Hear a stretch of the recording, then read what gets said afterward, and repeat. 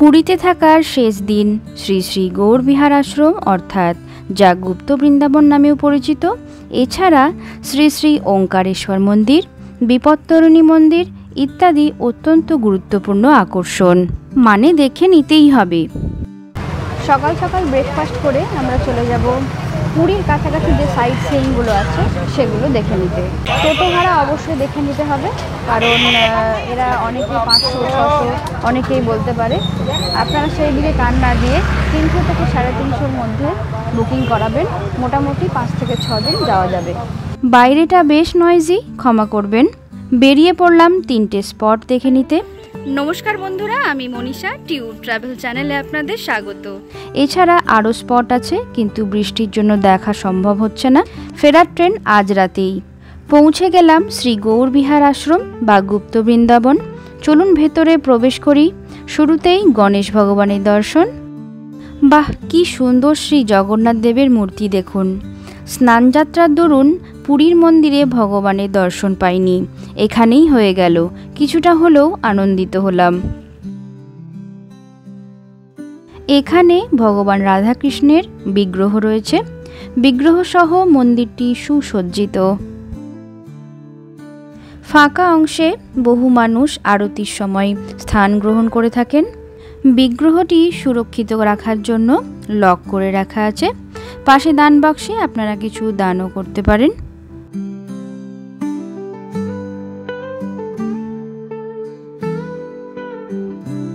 এই যে দেখুন ভগবান রাধাকৃষ্ণের বিগ্রহ।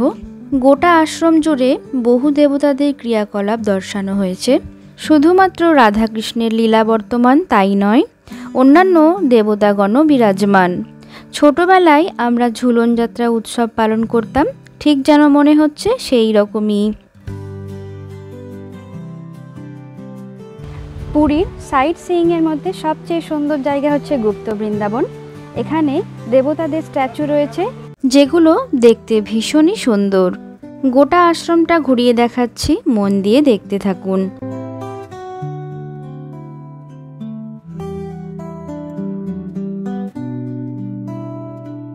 पवन तनय संकट हरण मंगल मूर्ति रूप राम लखन सीता सहित हृदय बसु सुरभूप। গৌতম বুদ্ধের মূর্তিও এখানে রয়েছে। বিশাল শ্রীচৈতন্য দেবের মূর্তি দেখেই আমরা চলে যাব পরবর্তী ডেস্টিনেশন শ্রী ওঙ্কারেশ্বর টেম্পল। এখানে আশ্রমের ভোগের জন্য টিকিট কাটা হচ্ছে। আশ্রম থেকে বেরিয়ে দেখলাম অজস্র সামুদ্রিক ঝাউ গাছ, যেগুলি ম্যানগ্রোভ অরণ্যে বেশ চোখে পড়ে। এছাড়াও আশেপাশে রয়েছে প্রচুর কাজু বাদামের গাছ। গাছে আর কোনো কাজু বাদাম নেই, তোলা হয়ে গেছে।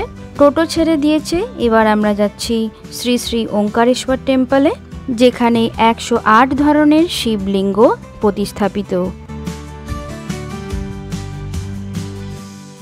মন্দিরের বাইরে শিবের বাহন বৃষ বা নন্দী।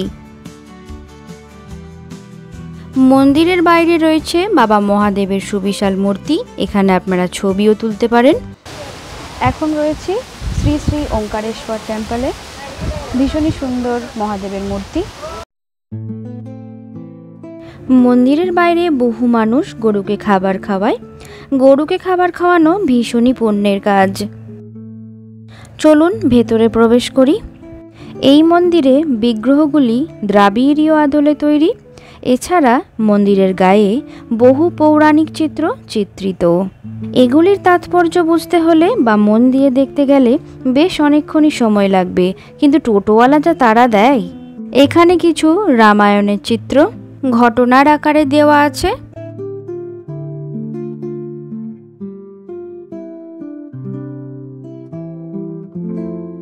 এই মন্দিরেও যে শুধু মহাদেবী পূজিত তা নয়, বহু দেবদেবীর বিগ্রহ এখানে রয়েছে। পূজার আসনে রয়েছেন লাল শাড়ি পরিহিতা মা কালী। তার ডান পাশে ছোট মন্দিরে সংস্থাপিত মা লক্ষ্মী দেবী। এখান থেকে বেরিয়ে যাওয়া যাক এই মন্দিরের সেরা আকর্ষণ 108 নামের শিবলিঙ্গ দর্শনে। ভারী সুন্দর ছাউনি দেওয়া পথ। যাওয়ার পথে বহু পাখিদের কলতান এবং ক্রিয়াকলাপ শেয়ার করলাম আপনাদের। কত রং বেরঙের পাখি দেখুন। এই হলো মন্দিরের গর্ভগৃহ। প্রবেশপথে দুই পাশে রয়েছেন ব্রহ্মা এবং বিষ্ণু। এটি শুধুমাত্র মন্দিরের সমষ্টিই নয়, একটি মঠ বা আশ্রমও বটে।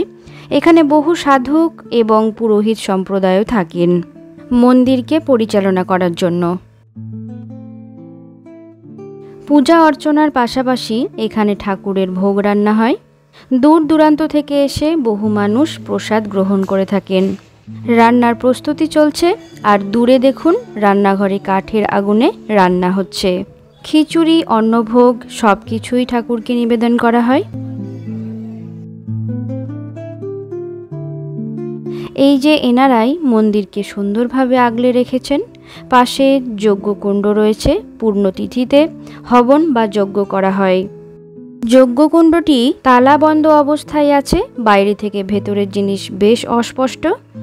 শ্রীচৈতন্যদেবের নাম সংকীর্তনরত ভক্তবৃন্দ, নতুন সংযোজন কাজ চলছে, আশা করি কিছুদিনের মধ্যে সম্পন্ন হবে।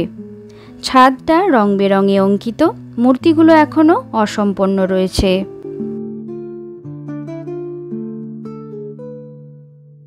এটি 108 শিবলিঙ্গ দর্শনের প্রবেশপথ।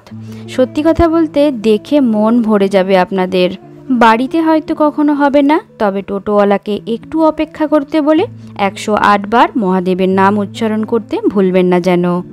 এ বিষয়ে কিছু বলার নেই, দেখতেই পাচ্ছেন কি সুন্দর সারি সারি শিবলিঙ্গ।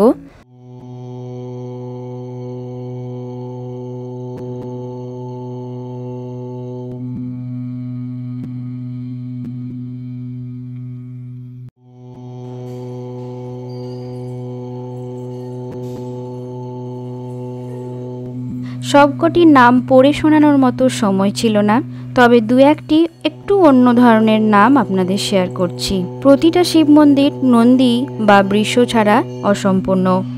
এই যে দেখুন শ্রী ভূতনাথ, জোড়ালিঙ্গ যা আমি কখনো দেখিনি আগে, ধবলেশ্বর, লিঙ্গরাজ, বিশ্বেশ্বর। মন্দির চত্বরে আরও কিছু রয়েছে, যেমন রথের চাকা।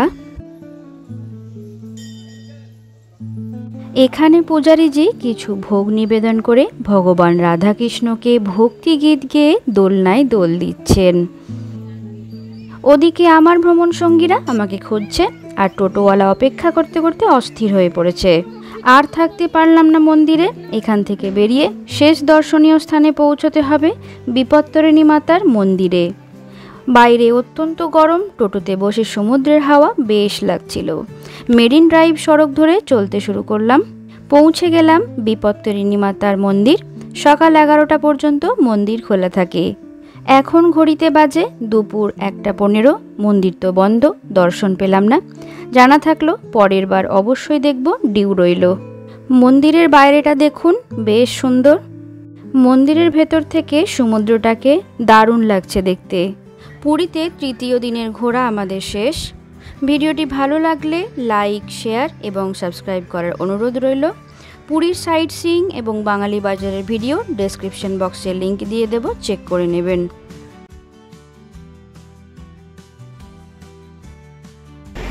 পুরীর জার্নি শেষ, বাড়ি ফিরতে হবে। দেখা হবে পরবর্তী ভিডিওতে।